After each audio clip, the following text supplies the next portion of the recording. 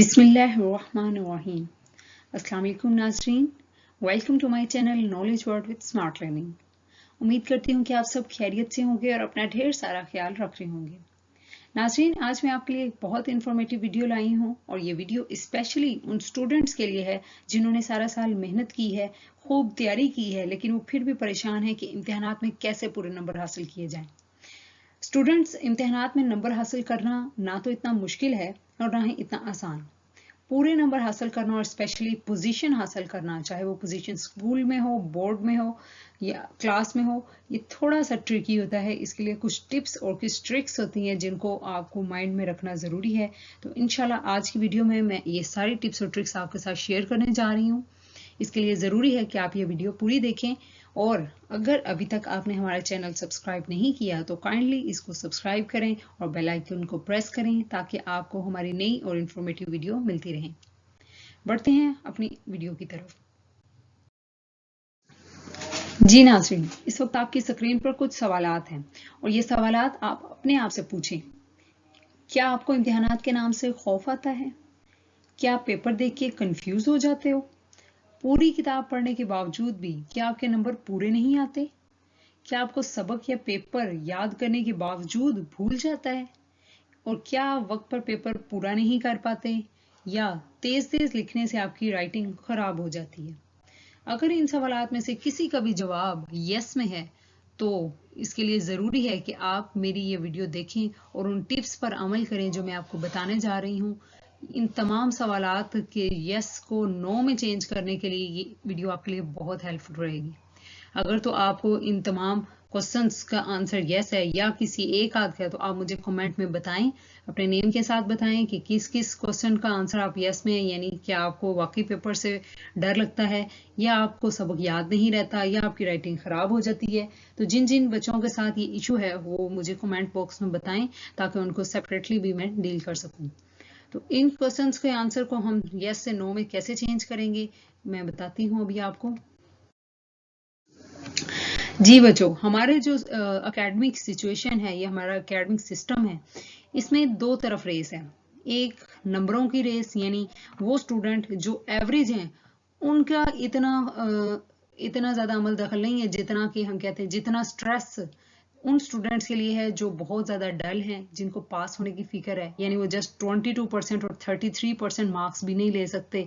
इतना पढ़ने के बावजूद, इतनी बुक्स पढ़ने के बावजूद वो बेचारे फेल हो जाते हैं। और दूसरी तरफ वो बच्चे जो इतनी बुक्स पढ़ने के बावजूद भी 99% मार्क्स नहीं ले पाते, उनकी फैमिली का प्रेशर है कि इतने मार्क्स चाहिए, टॉप करना है, पोजीशन लेनी है, टीचर्स का प्रेशर है, लेकिन वो इतनी बुक्स पढ़ने के बावजूद भी वो उस टारगेट को अचीव नहीं कर पाते। तो आप देख रहे हैं कि दोनों तस्वीर में स्टूडेंट पे प्रेशर है, स्ट्रेस है। याद रखें स्टूडेंट, अगर आप स्ट्रेस लोगे, आप टेंशन में लोगे तो कभी भी आप अपने टारगेट को अचीव नहीं कर पाएंगे। तो पहली जो टिप, ये टिप्स आगे आएंगी, ये एक जो आपने अपने माइंड में से टिप रखनी है कि अपने आप को टेंशन फ्री रखना है, रिलैक्स माइंड के साथ पेपर करना है। एग्जाम हॉल में आपने रिलैक्स होकर जाना है और अपने ज़हन को, अपने आप को ये बताना है कि मैंने जितनी तैयारी की है ये बहुत अच्छी है, या इसी में से इंशाल्लाह पेपर आएगा। क्योंकि साइकोलॉजी कहती है कि हमारा माइंड वही परसीव करता है जो हम इसको बताते हैं। तो अगर आप अपने माइंड को ये बताओगे कि मेरी तैयारी पूरी है और मैं इंशाल्लाह टॉप कर जाऊंगी या मैं इंशाल्लाह पास हो जाऊंगी, तो आप वाकई उसको पास कर लोगे। और 33% मार्क का अगर आपने टारगेट रखा है वो आपको मिलेंगे, और अगर आपने 99% का टारगेट रखा है तो इंशाल्लाह वो भी आपको मिलेंगे। बस उसके लिए आपको कुछ मेहनत करनी है, तैयारी करनी है और इंशाल्लाह रिजल्ट आपके मनपसंद होगा। क्योंकि अल्लाह ताला का वादा है कि लैसा लिल इंसान इल्ला मा सआ, बेशक इंसान के लिए वही कुछ है जिसकी वो कोशिश करता है। तो आपसे सिर्फ एक चीज जो तलब है वो है आपकी कोशिश, आपकी मेहनत, लगन, और इंशाल्लाह फिर आप देखेंगे कि रिजल्ट आपको हैरान कर देगा। जी, ये पहली जो मैंने यहाँ पर एक चीज, एक वजीफा, कुछ दुआएं ऐड की हैं, ये उन स्टूडेंट्स के लिए है जिनको सबक याद नहीं रहता, बल्कि मैं कहूँगी कि ये हर स्टूडेंट के लिए, हर इंसान का दिमाग जो उनसा होता है वो सारी ज़िंदगी चीज़ों को याद नहीं रख सकता। हम वक्त के साथ साथ चीज़ें भूल जाते हैं, तो हमें ज़रूरत होती है कि हम रिवाइज करें। और रवीन से पहले अगर आप ये जो दुआएं हैं या कोई भी सबक, कोई भी आयत, चाहे वो कुरान पाक की है, चाहे वो आपकी सिंपल टेक्स्ट बुक्स की है, कोई भी बात अगर आप याद रखना चाहते हैं तो उससे कबल ये दुआएं पढ़ लें तो इंशाल्लाह अल्लाह ताला हमारे हाफिज़े को तेज करेगा और आपको वो सबक ताहयात याद रहेगा। पहली दुआ मोस्ट कॉमन रब्बी ज़िदनी इल्मा, और दूसरी दुआ जो कि बहुत अहम है और ये खासकर है सबक याद रखने के लिए। इनफैक्ट कुरान पाक, मैं कहूँगी कुरान पाक की तिलावत से कबल भी अगर आप ये आयत पढ़ लें तो आपको कुरान पाक की वो आयत भी याद हो जाएंगी। अल्लाहुम्मा अफ्तह अलैना हिकमतक वंशुर अलैना रहमतक या ज़ुल जलाली वल इकराम। और तीसरी दुआ जो कि हुज़ूर सल्लल्लाहु अलैहि वसल्लम बहुत दफ़ा पढ़ा करते थे, अल्लाहुम्मा इन्नी अस्अलुका इल्मन नाफ़िअन व रिज़्क़न तय्यिबन व अमलन मुतक़ब्बिला। इन तमाम दुआओं को याद कर लें और जब भी आप कोई सबक पढ़ने बैठें, ये सबक याद करने से पहले आप ये दुआएं पढ़ेंगे तो इंशाल्लाह आपको सबक नहीं भूलेगा। अच्छा, पर्चा खोलने से पहले ये वजीफा अगर आप कर लेंगे तो इंशाल्लाह आपको पेपर नहीं भूलेगा। तो जैसे ही आप एग्ज़ाम हॉल में एंटर होते हैं उस वक्त आपने ये अपने माइंड को रिलैक्स कर लेना, ये बता देना कि आपको पेपर आता है और आपकी तैयारी अच्छी है और इंशाल्लाह पेपर आसान होगा। ये आप अपने माइंड को बताते जाएं। फिर जब आप सीट पर बैठ जाएंगे, एग्ज़ाम हॉल में सीट पर बैठ जाएंगे और आंसर शीट आपको दे दी जाती है, पहले क्वेश्चन पेपर आने से पहले आंसर शीट दे दी जाती है, तो उस वक्त आप ये कुछ जो चाहिए वज़ाइफ हैं, 2 वज़ाइफ हैं वो कर लें। एक तो चाहे तो मैं जो अपनी स्टूडेंट लाइफ में करती थी कि अगर हम एग्ज़ाम हॉल जा रहे हैं तो रास्ते का जो टाइम है बजाय ये कि हम किताब पढ़ें, हम ये वजीफ़ा जो उनसे कर लें। जो पहला वजीफ़ा मैंने यहाँ पे बताया है, क्योंकि ये थोड़ा लंबा है तो ये एग्ज़ाम हॉल के अंदर बैठकर बाज़ औक़ात पूरा नहीं होता, क्वेश्चन पेपर आ जाता है तो उससे पहले पहले आपको इसे पूरा करना है। इसलिए मैं ये करती थी कि एग्ज़ाम हॉल जाने का जो सफ़र था उस सफ़र के दौरान ये वजीफ़ा कर लेती थी। दुरूद शरीफ दुरूद इब्राहिमी 11 बार पढ़ना है आपने अव्वल व आखिर, और उस यानी शुरू में दुरूद शरीफ पढ़ें 11 मरतबा, फिर 21 मरतबा सूरह अलम नशरा यानी अलम नशरा लक सदरक व वदाना अंक विज़रक अल्लज़ी अंक़ज़ ज़हरक व रफ़अना लक ज़िक्रक फ़इन्न मअल उसरि युस्रा व इन्न मअल उसरि युस्रा फ़इज़ा फ़रग़त फ़ंसब व इला रब्बिक फ़रग़ब। बहुत ही खूबसूरत सूरा है, इसकी आप रेसिटेशन इसको पढ़ें और फिर 11 मरतबा आखिर पे दुरूद शरीफ पढ़ें और अपने आप पर फूंक मार लें और ये अपने आप को बता दें कि इंशाल्लाह हर मुश्किल के बाद आसानी है। जो मुश्किल आपने झेली है, सारी रात बैठकर आपने तैयारी की है, तो अब उसके बाद आसानी आपको मिलने वाली है और इंशाल्लाह आपका दुश्मन ही जो उनसे वो नाकाम होगा। ये पहला वजीफ़ा। उसके बाद दूसरा वजीफ़ा होगा पेपर, जैसे ही क्वेश्चन पेपर की बात हो रही है, क्वेश्चन पेपर आपको एग्जामिनर देगा तो आपने उसको उल्टा करके रख देना है और उसको तब खोलना है जब आप ये वजीफ़ा पूरा कर लो। 7 मरतबा आपने ये दुआ पढ़नी है और उसके अव्वल व आखिर यानी शुरू और आखिर में 3-3 मरतबा दुरूद इब्राहिमी पढ़ें और दरमियान में 7 मरतबा ये आयत है रब्बि इश्रह ली सदरी व यस्सिर ली अमरी वहलुल उक़दतम मिन लिसानी यफ़क़हू क़ौली। इस आयत को आपने 7 मरतबा पढ़ना है और ये पढ़कर आपने फूंक मारनी है पेपर पर, फिर उस पर नज़र डालनी है, तो इंशाल्लाह वो पेपर आपको अल्लाह ताला आसान कर देगा और आपके दिमाग को वो सारी चीज़ें याद आ जाएंगी जो भूली हुई थी। इंशाल्लाह आप जब ये वज़ाइफ करेंगे तो आपके लिए पेपर बहुत आसान हो जाएगा और पेपर भूलेगा नहीं, अल्लाह ताला आपके साथ होगा और आपकी मदद करेगा। तो आपने ये वजीफ़ा करना बिल्कुल नहीं भूलना। Okay, now come to the main topic of our video, that is 10 tips to attempt a paper, or how will you attempt a paper. Let's have a look on it. Tip number 1. Never read full paper in start. It can excite or creates an anxiety in you. जी, कभी भी आपने पूरा paper एक साथ नहीं पढ़ना। यानी अक्सर टीचर्स बच्चों को ये मशवरा देते हैं इम्तिहान में जाने से पहले कि आपने पहले 5 मिनट पेपर पढ़ना है, फिर उसके बाद आपने शुरू करना है। मैं अपने स्टूडेंट को ये कहती हूँ कि आपने कभी भी ये गलती नहीं करनी। क्यों? अपने लाइफ एक्सपीरियंस से मैंने ये सीखा है कि जब आप पूरा पेपर पढ़ लेते हैं, चाहे पेपर आसान है या पेपर मुश्किल है, 2 ही सिचुएशन हो सकती है ना। एवरेज पेपर तो एवरेज ये ठीक है। अब होता क्या है कि जब आप सारा MCQs पेपर से हट के, मैं सब्जेक्टिव पेपर की बात कर रही हूँ, शॉर्ट क्वेश्चन पढ़ते हैं, लॉन्ग क्वेश्चन पढ़ते हैं। अब सारा पेपर पढ़ने के बाद उसमें से डेफिनेटली 1-2 क्वेश्चन थोड़े से ट्रिकी होंगे, थोड़े डिफिकल्ट होंगे। अब जो क्वेश्चन डिफिकल्ट होते हैं हमारे माइंड में ये टेंशन क्रिएट होना शुरू हो जाती है कि मुझे ये नहीं आता, अगर तो ज़्यादा सारे क्वेश्चन डिफिकल्ट है तो ओवरऑल पेपर डिफिकल्ट है, आप टेंशन में आ जाओगे। अगर आसान है तो बहुत ज़्यादा थोड़ी सी एक्साइटमेंट होने लग जाती कि वाह इतना आसान पेपर, मैंने तो सोचा ही नहीं था, अब तो मेरी पोजीशन पक्की, अब तो मेरे नंबर पूरे। तो ऐसा जो उनसे आपने नहीं करना, यानी आपने पूरा पेपर नहीं पढ़ना, आप सिर्फ वो पोर्शन पढ़ो जिससे अभी आपने अटेम्प्ट करना है। लाइक अगर मैं फिजिक्स या केमिस्ट्री के पेपर की बात करूं, शॉर्ट क्वेश्चन अटेम्प्ट करने होते हैं, आपको कोई 8 दिए गए हैं 6 अटेम्प्ट करने हैं, या 10 दिए गए हैं और 6 अटेम्प्ट करने हैं। किसी भी तरह ये डिपेंड करता है कि पेपर जो सा फर्स्ट ईयर का है, 9th का है या किसी और क्लास का है। चॉइस दी होती है ना, तो चॉइस में से आपको जितने अटेम्प्ट करने हैं वो पोर्शन आप रीड करें और उनमें से बेस्ट चूज करें जो आपने अटेम्प्ट करने हैं। तो पूरा पेपर आपने एक साथ नहीं पढ़ना। Tip number 2, map your mind before start writing on answer sheet. This is also very important tip. याद रखें, जब भी आप कोई काम करते हैं तो उस काम को करने से पहले थोड़ी बहुत प्लानिंग की जाती है, और ये काम, पेपर का काम जो कि बहुत अहम है, जो इस पे आपकी पूरे साल की मेहनत लगी हुई है जिसके पीछे, तो इसको तो आप बगैर प्लानिंग के, बगैर सोचे समझे पेन उठाना और पेपर पर लिखना शुरू कर देना, ये बहुत बड़ी हमाकत होगी। आपने ऐसा नहीं करना। आपको जो मैंने पिछली टिप में बताया है कि आपने वो उतना रिलेटिव पोर्शन रीड किया, उसको पढ़ा, उसमें से चूज किए बेस्ट क्वेश्चन जो जो आपको अच्छे आते हैं, उनसे आप राइटिंग स्टार्ट करेंगे।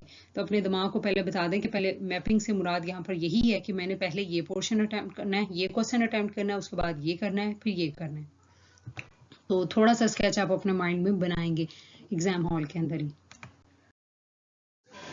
Tip number 3, calculate time for each question and number of sheets also before the start of paper. ये वो टिप है जो कि बच्चों को बहुत कम मालूम है या बहुत कम बताई जाती है, और ये उन बच्चों के लिए बहुत ज़रूरी है जो पूरा पेपर करना चाहते हैं और पूरे नंबर लेने चाहते हैं, पोजीशन हासिल करना चाहते हैं बोर्ड में। उन बच्चों के लिए बहुत बहुत बहुत अहम टिप है। अगर आप इस पर अमल नहीं करेंगे तो मैं ये लिख के दे सकती हूँ कि आप 100% टारगेट अचीव नहीं कर पाओगे। अब ये क्या है, ये काम आपका एग्जाम हॉल में टोटली होना पॉसिबल नहीं है, क्योंकि वहां पे टाइम आपके पास बहुत कम होता है। तो कुछ तैयारी आपने घर से करके जानी है और कुछ आपने क्वेश्चन पेपर के मिलने से पहले करनी है। मसलन टाइम मैनेजमेंट की बात हो रही है, आपको पता है कि आप जो पेपर देने जा रहे हो उसका पैटर्न क्या है। मतलब अगर फिजिक्स का है, केमिस्ट्री का है, बायो का पेपर है, तो आप जानते हैं उसका पैटर्न क्या है। सब्जेक्टिव पोर्शन पहले शॉर्ट क्वेश्चन है, इतने में से इतने अटेम्प्ट करने हैं, फिर लॉन्ग क्वेश्चन आने हैं। या अगर इंग्लिश उर्दू का पेपर है तो उसका पैटर्न आपको मालूम है। मीन आपको हर क्वेश्चन पता है, और ये नहीं पता कि हर क्वेश्चन को आपने कितना टाइम देना है। आपको ये मालूम है कि एक पेपर जो इंग्लिश का पेपर है, अगर 75 मार्क का पेपर है तो उसके लिए 2 hours and 15 minutes हैं। तो ये इसी तरह अगर फिजिक्स का पेपर है, बायो का पेपर है, तो उसके लिए आपके पास टाइम 2 hours है। इस्लामियत का पेपर है, पाक स्टडी का पेपर, उसके लिए भी 2 hours हैं। लेकिन आपको ये नहीं पता कि हर क्वेश्चन के लिए कितना टाइम है, हर क्वेश्चन पे आपने कितना टाइम देना है।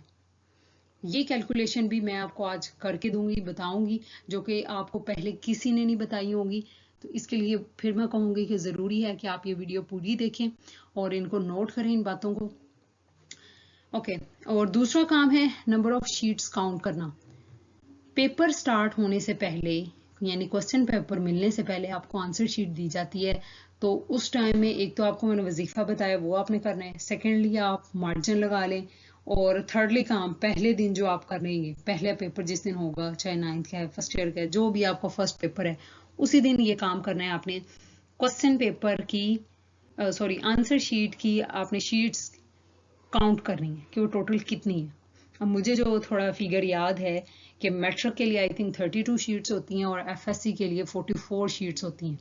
ये एक साइड की एक शीट में कह रही हूँ, टोटल मिला के इस तरह बनती हैं। तो बाकी अब का, चूंकि मेरा टाइम तो थोड़ा पुराना हो गया, आप लोग अब का अपना रिसेंट टाइम देखेंगे, जिस दिन आपका फर्स्ट पेपर हो उसी दिन आप कैलकुलेट कर लें शीट्स कितनी है, फिर उसके मुताबिक आप अपने पेपर को मैनेज करो कि मैंने कितनी शीट्स पर कितने क्वेश्चन अटेम्प्ट करने हैं। ना तो आप कोशिश करें कि कोई शीट छोड़ें और ना ही कोई एक्स्ट्रा शीट तो मिलनी ही नहीं है, इसीलिए उन्होंने नंबर ऑफ शीट फिक्स कर दी है। वो पुराने वाला वक्त चला गया कि शीट पे शीट लगाए जाते थे बच्चे और एक्स्ट्रा लंबा लंबा लंबा लिखते जाते थे। तो अब ऐसा कोई सीन नहीं है, इसलिए बहुत ज़रूरी है उन बच्चों के लिए जिनकी राइटिंग बड़ी बड़ी है या बहुत खुला खुला लिखते हैं, तो उनके लिए मसला हो सकता है कि वो शीट जो उनसे वो आराम से खुला खुला लिखते जाएं और ये सोच के बैठे हों कि हमें एक्स्ट्रा शीट मिल जाएगी। तो ऐसा बिल्कुल नहीं होने वाला। इसलिए ज़रूरी है कि आप पहले ही शीट्स काउंट कर लें और उसके मुताबिक अपने आप को लेकर चलो। Tip number 4, solve paper in same arrangement as given on question paper। जी, क्वेश्चन पेपर के ऊपर जो तरतीब दी गई है सवालात की, आपने पूरी कोशिश करनी कि आप उसी तरतीब में पेपर हल करें। अब फिर बात है साइंस सब्जेक्ट की, फिजिक्स केमिस्ट्री बायो हो गया, मैथ हो गया। इनमें तो पहले शॉर्ट क्वेश्चंस होते हैं, फिर लॉन्ग होते हैं, तो बच्चे ऑलमोस्ट पैटर्न फॉलो कर लेते हैं। लेकिन फिर भी कुछ लोग ऐसा करते हैं कि अगर क्वेश्चन नंबर 2 है शॉर्ट क्वेश्चन का, उसमें से कुछ कर लिए, फिर क्वेश्चन 4 में से कर लिए, क्वेश्चन 3 में से। तो ऐसा नहीं करना। आपने जिस अरेंजमेंट में पेपर दिया गया है कोशिश करें, बल्कि लाजमी आप उसी अरेंजमेंट में पेपर करो। अब यहाँ पर अगर आप लोग ये सोच रहे हैं कि मैंने पहले कहा है कि जो आपको बेस्ट क्वेश्चन आता है वो अटेम्प्ट करें, और बाद में अब मैं कह रही हूँ कि उसी अरेंजमेंट को फॉलो करें, तो देखिए ये दोनों बातें अलग हैं, इनको मिक्स ना करें। क्वेश्चन नंबर 2 जो हम कह देते हैं शॉर्ट क्वेश्चन है, मैं 9th या मैट्रिक लेवल की बात कर रही हूँ, एफएससी में भी वैसे वही होगा। क्वेश्चन 1 एमसीक्यूज का होता है और क्वेश्चन 2 शॉर्ट क्वेश्चन होता है। तो क्वेश्चन 2 में आपके पास चॉइस है 8 में से आपने 5 करने हैं, या एफएससी में हम कहते हैं 10 में से 6 करने हैं, या 12 में से 8 क्वेश्चन करने हैं। तो यहाँ पर चॉइस मौजूद है, यहाँ पर आप अपनी मर्जी से कोई एक शॉर्ट क्वेश्चन जो आपको बेस्ट आता है उसको पहले कर लो। लेकिन अरेंजमेंट असल में जो है वो क्वेश्चन 2 की ही बनती है। आप क्वेश्चन 4 से स्टार्ट नहीं करोगे, यानी शॉर्ट क्वेश्चन पहले क्वेश्चन 2 और उसके सब पार्ट्स दिए गए हैं उनमें से चूज करें, फिर क्वेश्चन 3 उसके सब पार्ट में से चूज करो कौन कौन से शॉर्ट क्वेश्चन करने हैं, फिर क्वेश्चन 4 उसमें से चूज करें, सिमिलरली गो ऑन। अभी साइंस सब्जेक्ट में तो आसान है अरेंजमेंट को फॉलो करना, लेकिन इंग्लिश और उर्दू में बच्चे जो उनसे स्पेशली उर्दू में जो उनसे अरेंजमेंट का सत्यानाश कर देते हैं। मतलब पहला हिस्सा होता है तशरीह करें नज़म की और गज़ल के अशार की, तो कुछ बच्चे जो उनसे वो बिल्कुल एंड पे ले जाते हैं, पहले खुलासा लिखते हैं, कहानी लिख दी, फिर खत लिख दिया।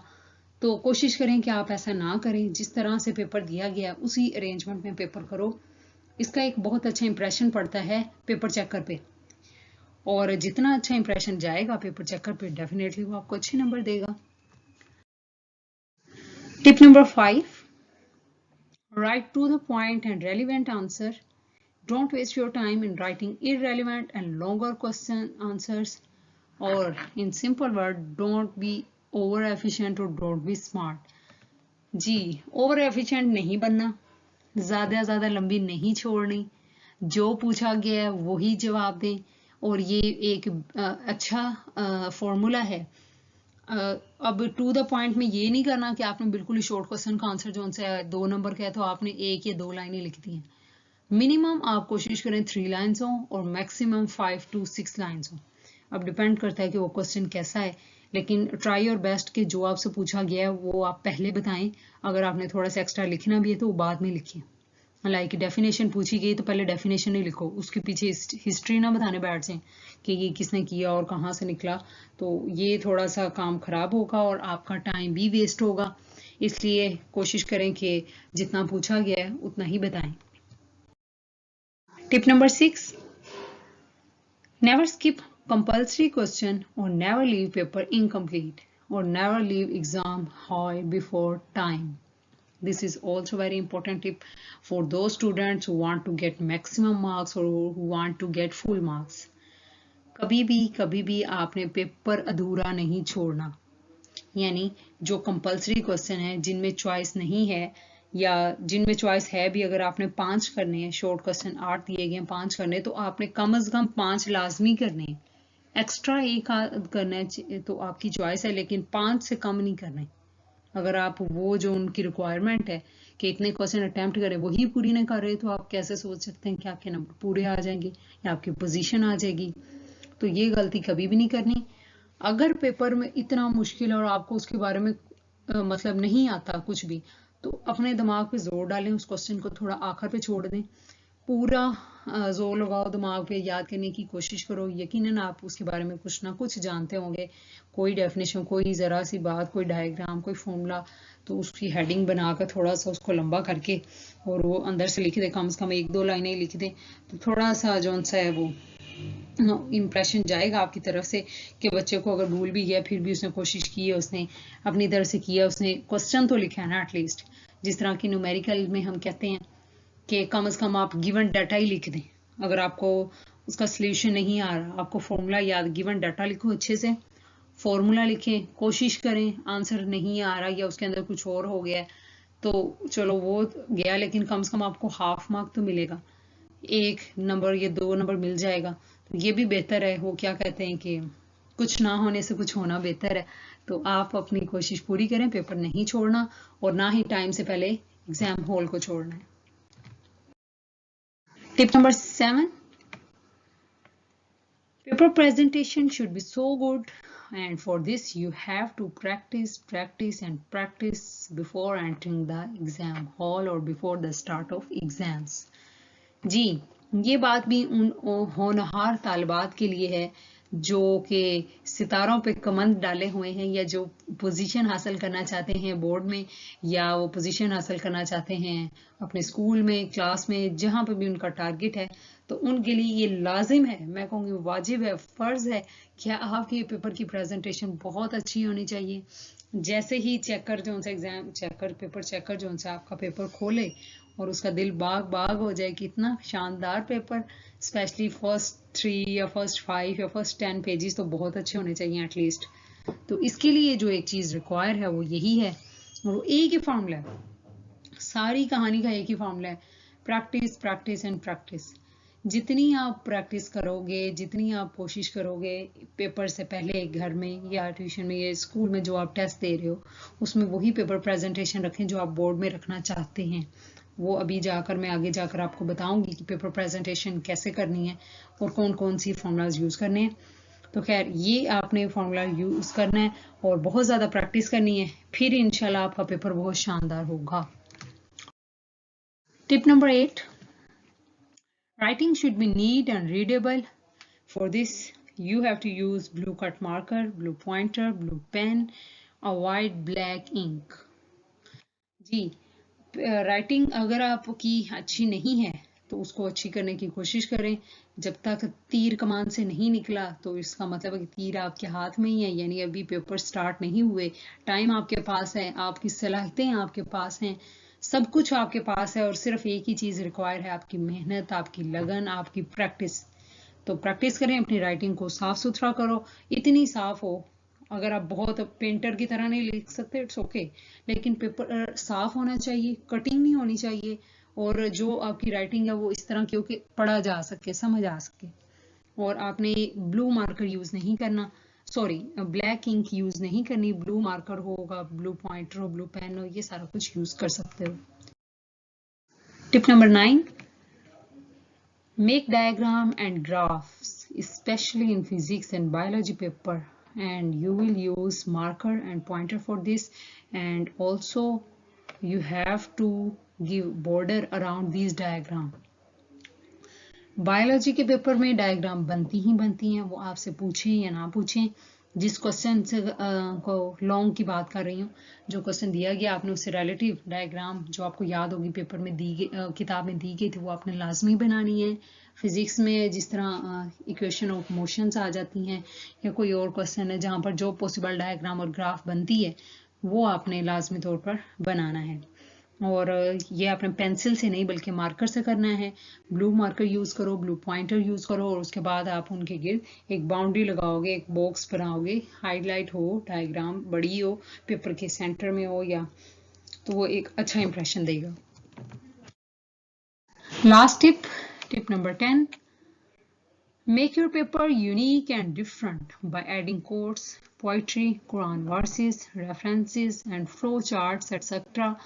other than textbook. And this is also very important for those who want to get full marks.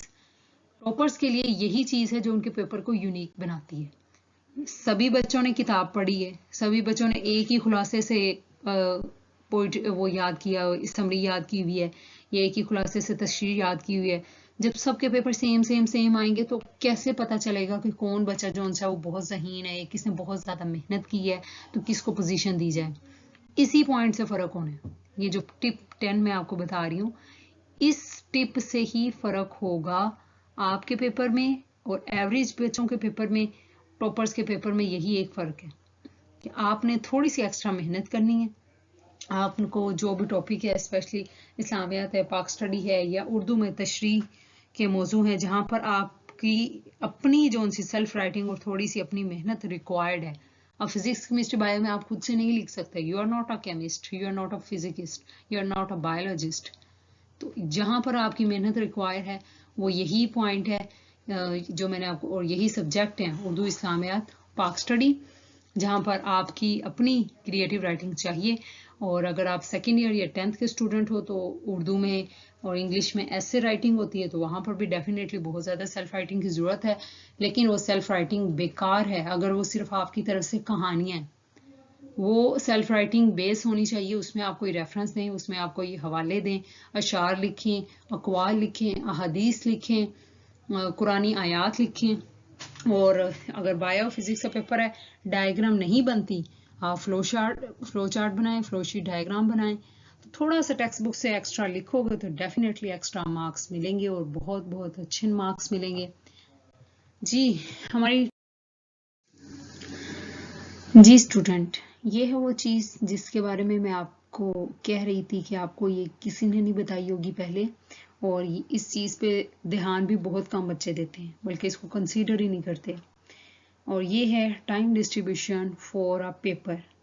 इस वक्त स्क्रीन पर आपको दो इमेजेस नज़र आ रही हैं। एक साइड पर मैंने एक सैम्पल पेपर रखा है, केमिस्ट्री का है, 9th क्लास का पेपर है, जिसका टोटल मार्क्स 60 होते हैं, और एक पोर्शन ऑब्जेक्टिव का होता है, दूसरा सब्जेक्टिव का। इस वक्त आपके सामने मैंने सब्जेक्टिव पोर्शन रखा है जिसके मार्क्स 48 बनते हैं, और इसके लिए मैंने टाइम डिस्ट्रीब्यूशन निकाली है और मार्क्स डिस्ट्रीब्यूशन भी दी गई है। तो टेबल पे गौर करें तो क्वेश्चन 1 आपको, एक तो मैं पेपर पैटर्न भी एक्सप्लेन कर देती हूँ। क्वेश्चन 1 होता है एमसीक्यूज बेस्ड, जिसमें कोई चॉइस नहीं होती।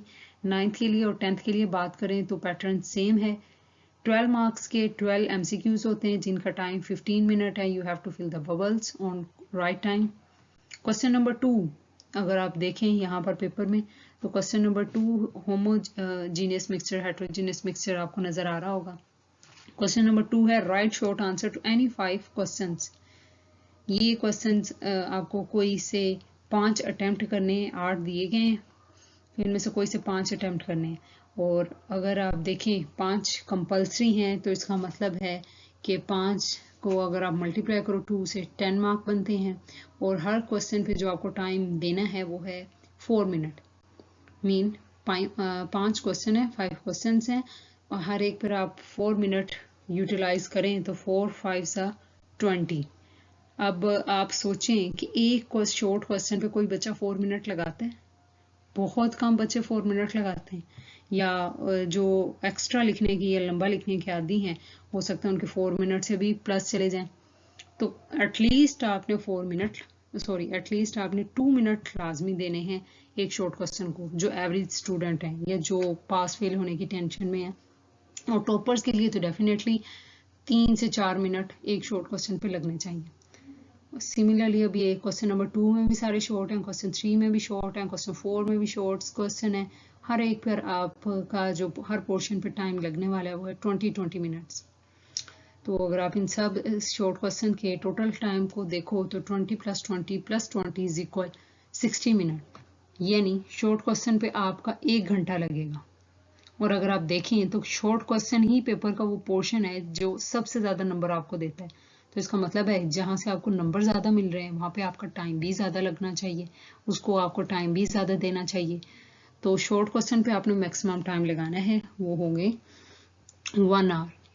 उसके बाद है long question, question number 5, question 6 और क्वेश्चन 7 आपको नज़र आ रहे होंगे।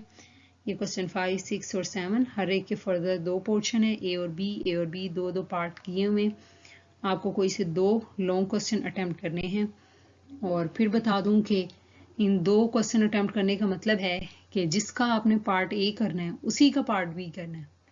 बहुत सारे बच्चे ब्लंडर करते हैं, उन्हें क्वेश्चन नहीं आता तो वो क्वेश्चन 5 का ए कर लिया, 6 का बी कर लिया, 7 का ए कर लिया। तो एग्जामिनर ने बस पेपर चेकर ने जस्ट 2 क्वेश्चन आपके चेक करने हैं, या वो 5 और 6 कंसीडर करेगा या 6 और 7। तो जब आपको नंबर ही 2 के मिलने हैं तो कभी भी ये गलती मत करें कि आप लॉन्ग एक्स्ट्रा करें।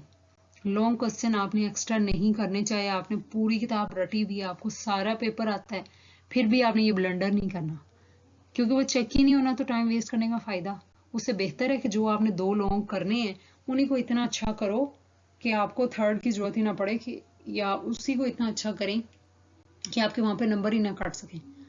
क्योंकि शॉर्ट क्वेश्चन तो आपने टू द पॉइंट लिखने हैं, लॉन्ग क्वेश्चन में आप थोड़ी सी अपनी एडिशन करेंगे और लॉन्ग क्वेश्चन से ही एक्चुअली फर्क आएगा आपके पेपर में और दूसरों के पेपर में। ये यूं कह लो कि एक टॉपर के पेपर में और एक एवरेज स्टूडेंट के पेपर में जो फर्क आता है वो लॉन्ग क्वेश्चन से ही आता है।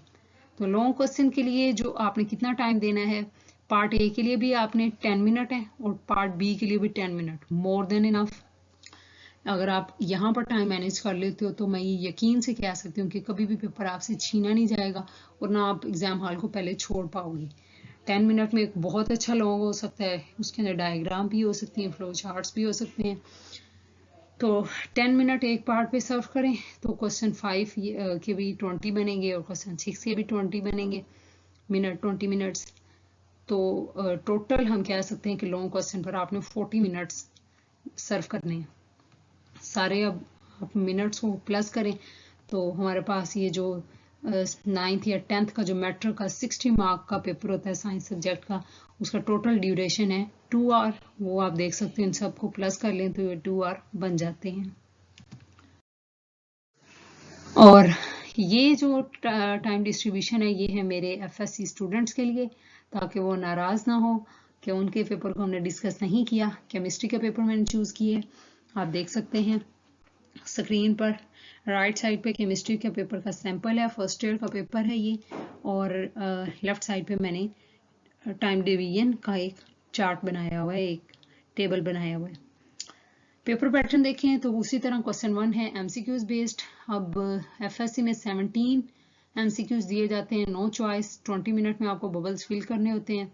उसके बाद शॉर्ट क्वेश्चंस आ गए हमारे पास। क्वेश्चन नंबर 2 चॉइस आपको दी गई है, 12 में से आपको कोई से 8 अटेम्प्ट करने हैं। क्वेश्चन 3 में भी आपको 12 में से कोई 8 अटेम्प्ट करने हैं और क्वेश्चन 4 में आपको 9 में से कोई से 6 शॉर्ट क्वेश्चन अटेम्प्ट करने हैं। अब आपने तरतीब रखनी है, यानी पहले क्वेश्चन 2 ही करना है, उसमें से आपको एटलीस्ट 8 लाजमी करें, और अगर आपको ज़्यादा आता है, मतलब आना चाहिए, तो एक आप एक्स्ट्रा शॉर्ट करेंगे, इससे ज़्यादा नहीं। हर शॉर्ट क्वेश्चन चूंकि 8 कंपल्सरी है, 8 2 16 मार्क होगा क्वेश्चन नंबर 2 के लिए। इसी तरह 3 के लिए भी 16 मार्क्स बनते हैं, क्वेश्चन 4 के लिए 12 मार्क्स बनते हैं।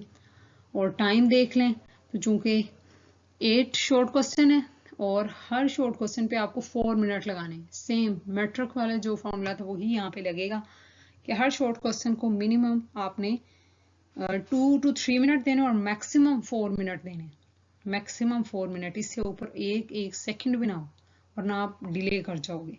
तो बेहतर है कि आप 3 to 4 मिनट के अंदर मैनेज करें हर शॉर्ट क्वेश्चन को। तो एक पार्ट के लिए बन गए 32, क्वेश्चन 3 के लिए भी 32 मिनट्स और इससे नेक्स्ट भी 32 मिनट। और अगर आप इन सबको प्लस कर लें तो ये मेरे ख्याल से 1.5 घंटा बनता है शॉर्ट क्वेश्चन के लिए आपने टाइम लगाना है। फिर वही कहूँगी कि शॉर्ट क्वेश्चन पेपर का सबसे अहम हिस्सा है, सबसे ज़्यादा नंबर इस पे हैं, तो आपको सबसे ज़्यादा टाइम भी शॉर्ट क्वेश्चन पे लगाना है।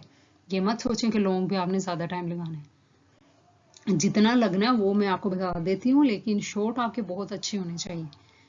ओके, लॉन्ग क्वेश्चन है। अब एफएससी में 5 लॉन्ग दिए गए होते हैं और आपने कोई से 3 करने होते हैं, और हर क्वेश्चन के फर्दर 2 सब पार्ट्स हैं, ए और बी, और हर क्वेश्चन पे आपने कितने टाइम लगाना है।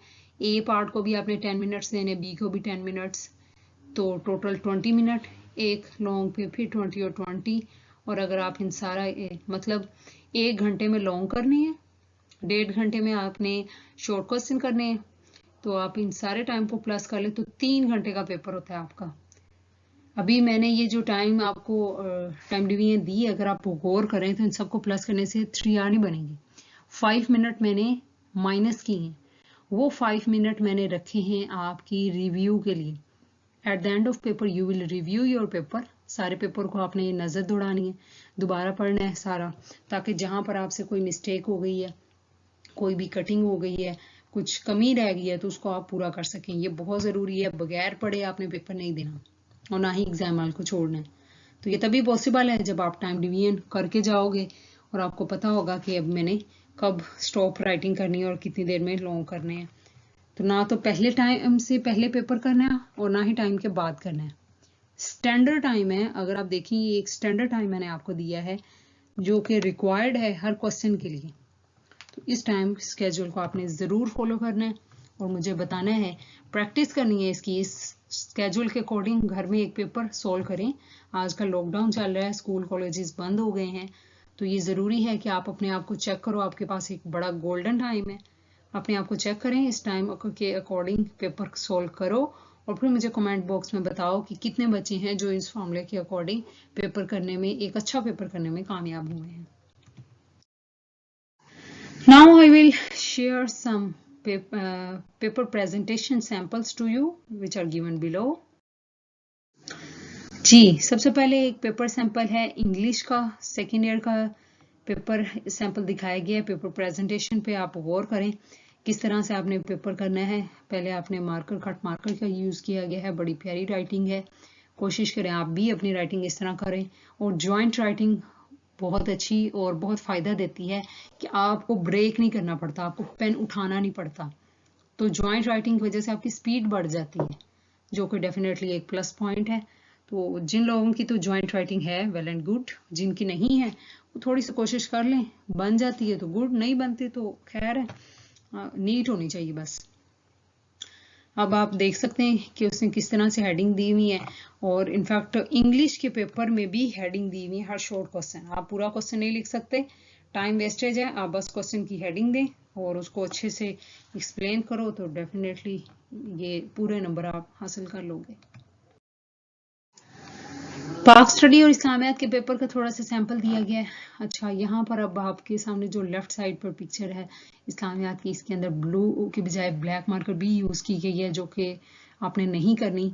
ये इन्होंने शायद असाइनमेंट के तौर पे की हुई है। अदरवाइज अगर आप पेपर की हदायत पढ़ें शुरू होने से पहले तो आप देखोगे कि ये क्लियरली मेंशन किया होता है only blue ink is allowed. तो इसका मतलब यही है कि ब्लू यूज़ करनी है, ब्लैक नहीं करनी, सजावट के लिए भी नहीं करनी। ओके, उर्दू के पेपर के लिए बहुत इंपॉर्टेंट टिप्स बताई गई हैं। ये मैट्रिक बेस्ड पेपर के लिए टिप्स हैं। बाकी बच्चे भी यानी एफएससी के बच्चे भी इनको पढ़ सकते हैं, यूज़ कर सकते हैं, 9th के बच्चे भी। उर्दू का पेपर वो पेपर है जिसमें पूरे नंबर लेना सबसे मुश्किल काम है। फिजिक्स, केमिस्ट्री, बायो में आप रेलिवेंट लिखते हो, आप नंबर ले जाते हो, मैथ में भी नंबर हासिल कर लेते हैं, इंग्लिश में भी समहाउ 74 के राउंड अबाउट आ जाते हैं। और उर्दू जो है ना, इसमें टॉपर्स के भी 75/75 नहीं आते, बहुत मुश्किल है। इसलिए अगर आप देखें तो मेरा जो ये पेपर प्रेजेंटेशन के सैंपल जो मैं आपको दिखा रही हूँ, इसमें सबसे ज़्यादा मैंने उर्दू के सैंपल लिए हैं और एक एक हिस्से को एक्सप्लेन किया है कि किस पोर्शन पे आपको कितना टाइम लगाना है। अब ये पार्ट 2 का पेपर है, उर्दू का 10th का पेपर है और दिखाया गया हिस्सा अव्वल। इस तरह हेडिंग दें, आप क्वेश्चन नंबर दें और ये क्वेश्चन की ये जो स्टेटमेंट है अगर आप पूरी नहीं लिख सकते तो ना लिखें, लेकिन ये नंबर और अलिफ बे ये आपको क्लियरली मेंशन करना है। फिर उसके बाद अशार लाजमी लिखें, तरतीब में लिखें, सर खूबसूरत लिखें। यहाँ पे एक हेडिंग जो इन्होंने नहीं दी हुई वो हो सकता है हवाला नज़म, नज़म का उन्वान, शायर का नाम, फिर उसके बाद मफहूम, जो कि मफहूम हो तो अब देखें यहाँ पर 4 अशार हैं, ठीक है, दो मतलब ये दो पैरे दिए गए, तो आपका जो मफहूम है वो हर शेर को टच कर रही। ये ना हो कि आपने जस्ट 2 का मफहूम बता दिया, बाकी नीचे वाले 2 का नहीं बताया, तो आपको नंबर नहीं मिलेंगे। इसलिए आपने मफहूम के अंदर चारों पॉइंट्स बताने हैं, उनको थोड़ा थोड़ा मतलब एक एक लाइन में, यूं कह लो कि सिंपल ये अशार जो उनसे हैं इसको नसर में बदल देना है। नसर से मुराद के सादा अल्फाज में। तशरीह में अब आपको देखो कि थोड़ा सा आपने शुरू में बताना है पोइट यानी शायर का तारुफ बताएंगे कि वो खुदादाद सलाहियत रखते हैं, शेर गोई की या किस तरह के हैं। फिर उसके बाद उन्होंने बताया कि तमाम इशार, ये चूंकि एक बंद दिया गया, एक पूरा दो इशार को मिला के एक पूरा बंद बन गया है, तो वो कह रहे हैं कि आपने इनको इकट्ठा ही एक्सप्लेन करना है, इकट्ठी तशरीह करनी है, क्योंकि ये एक ही नज़म के और एक ही सोच और एक ही ख्याल पर मबनी है, दो नज़म के तो नहीं है ना, तो एक ही नज़म के। अब ये 9th-10th वालों के लिए इसकी लेंथ बताएगी है कि कम से कम 3 सफ़ात पर मुश्तमिल हो ये, और मफहूम को ही तहरीर करना बजाय ये कि हर लुगत से मुराद ये क्या मानी बताएं, तो उसकी बजाय जस्ट मफहूम लिखें। और शेर की तशरीह के अंदर आपने आयात, अहादीस, कौल, अशार ये लिखोगे तो आपको नंबर बहुत अच्छे मिलेंगे। और लिखना है तो उनको मार्कर से लिखना है, ये मैं आपको पहले बता चुकी हूँ कि उर्दू के पेपर में सबसे ज़्यादा आपकी अपनी इन्वॉल्वमेंट शामिल है, आपकी राइटिंग, आपकी सेल्फ राइटिंग इन्वॉल्व है, तो उसमें आपकी सेल्फ राइटिंग को जो खूबसूरत चीज़ बनाती है वो अहादीस हैं, आयात हैं, अकवाल हैं, अशार हैं। ये लाजमी आपने ऐड करने हैं, चाहे आप किसी भी लेवल के स्टूडेंट हो, मेट्रो के हो, FSC के हो। और तशरीह करते वक्त कम से कम 5 से 6 जो उनसी आपने जब लाइनें लिख लो, सतूर लिख लो, तो उसके बाद वो लाइन छोड़कर अगली लाइन में जाना है, जिसको कहते हैं पैराग्राफ बनाना है, ख़त्म करने की कोशिश करनी है और नया पैरा बनाना है, पैरा अच्छा लगता है। इसी तरह गज़ल की तशरीह आप कर लोगे, वो भी सेम पॉइंट है समहाउ के गज़ल के शेर की तशरीह किस तरह करनी है, और आपने इख्तितामी लाइन लगानी है, जिस तरह आप देख रहे हो कि ये इख्तितामी लाइन है, एक शेर की तशरीह होगी तो शेर नंबर 2 लिखें, इख्तितामी लाइन लगाएं, फिर शेर नंबर 3 लिखें, इख्तितामी लाइन लगाएं। जी, मरकज़ी ख्याल है, उसमें भी आपने उसी तरह से नज़म का नाम लिखना है और उसका थोड़ी सी, अब मरकज़ी ख्याल या खुलासा कह लें कि नज़म का खुलासा नहीं होता, एक्चुअली मरकज़ी ख्याल होता है, जो आपने ज़्यादा से ज़्यादा उन्होंने कहा 10 लाइन्स पर हो और कम से कम 8 लाइन। जी, इसके बाद अगला क्वेश्चन है सेकेंड ईयर और 10th के स्टूडेंट्स के लिए जो क्वेश्चन आता है वो होता है स्टोरी की बजाय आपको ऐसे राइटिंग करनी होती है, ऐसे लिखना है, मजमून लिखना है। आपके सामने एक सैंपल दिखाया गया है मौसमी इंसानियत सल्लल्लाहु अलैहि वसल्लम के मौजू पर। अब किसी भी ऐसे को लिखने के लिए, चाहे वो इंग्लिश का है या उर्दू का है, आपने कम से कम 40 मिनट्स अपने पास सेव करने हैं at the end of paper. सारा पेपर कर लो, लास्ट पे ये क्वेश्चन करना है ताकि आप टेंशन फ्री हो कि अब मुझे पेपर जो है या ये क्वेश्चन पड़ा है ये रहता है, तो फिर आप एक अच्छा मजमून नहीं लिख सकेंगे, क्योंकि इसमें आपकी अपनी सेल्फ राइटिंग भी चाहिए। इसलिए आपने इस क्वेश्चन को लास्ट पे अटेम्प्ट करना है। और क्या करना है, 3 पोर्शन होने चाहिए इसके, तमहीद, नफ्स मजमून और इख्तितामिया। तमहीद का मतलब होता है तारुफ, आप उस टॉपिक को थोरोली इंट्रोड्यूस करवाओगे। उसके बेहतर है कि आप किसी शेर से, किसी कोल से, मकोले से, मिसरे से इसका आगाज करें तो बहुत अच्छा रहेगा। नफ्स मजमून में आपने जामिया तौर पर अपने उस टॉपिक को एक्सप्लेन करना है मुख्तलिफ पैराग्राफ्स की सूरत में, और इसमें अपनी राय का इजहार करना है, कुछ शेर, मकूले या अहदीस को ऐड करना है, और लास्ट पे फिर आप उसको एंड करोगे एक पैरा की सूरत में, जो कि इख्तितामिया होगा, ये जिसको हम हासिल कलाम कह देते हैं। अच्छा, ये उन्होंने जो इसके लिए बताएगी आपको लेंथ मैट्रिक लेवल के लिए, वो है 4 पेजेस, और मैं कहूँगी कि आप 5 to 6 पेजेस तक लेकर जाएं। और FSC लेवल के लिए इसका डबल कर लेते हैं हम, 10 to 12 पेजेस बहुत अच्छे रहेंगे मैक्सिमम, ये मैं बता रही हूँ। अब यहाँ पर एक जो गलती करते हैं बच्चे, हेडिंग देते हैं, तो उन्होंने यहाँ पर लिखा हुआ है कि आपने हेडिंग नहीं देनी, और मेरा अपना भी जो ज़ाती ख्याल है, हेडिंग अच्छी नहीं लगती। मजमून के अंदर आप हेडिंग नहीं देंगे, उसकी बजाय आप पैराग्राफ बनाएंगे, और स्टार्ट में एक जो चीज़ आपने करनी है जो बहुत अच्छी है वो ये कि आउटलाइन देनी है, जिसको उर्दू में कहते हैं अहम नकात। अहम नकात बनाएं कि ये मेरा जो पहला पैरा है, जिस तरह तारुफ, यानी जो आपने हेडिंग यूज़ करनी थी ना, उन सारी हेडिंग को नकात बनाकर, आउटलाइन बनाकर स्टार्ट में लिख दें, और अंदर आपने उन हेडिंग को यूज़ नहीं करना, बल्कि उसके बजाय आप पैराग्राफ यूज़ करेंगे, कोई नंबरिंग भी नहीं देनी। कुछ टीचर्स जो है बच्चों को वो कहते हैं कि आप हेडिंग बनाएं, अब इस पर मैं कुछ नहीं कह सकती, लेकिन मेरा अपना जो ज़ाती ख्याल है कि आप हेडिंग की बजाय पैराग्राफ बनाएं। ओके, नेक्स्ट क्वेश्चन है क्वेश्चन नंबर 7। ये 9th में क्वेश्चन होता है, फर्स्ट ईयर में भी होता है। खत लिखना, अब खत का स्केच आपके सामने है, 10 नंबर का ये हिस्सा होता है, और देखें कितनी नफासत है। ये जो बाउंड्री लाइन है ये बता रही है कि आपने ये लाइन नहीं लगानी। इसका मतलब ये है कि आपका जो खत है वो सेंटर में हो और लाइन उसकी बाहर ना निकले, बेतरतीब ना हो, इस तरह स्मूथ हो कि जैसे वो दोनों तरफ से बराबर है, तो ये थोड़ा खूबसूरत लगता है।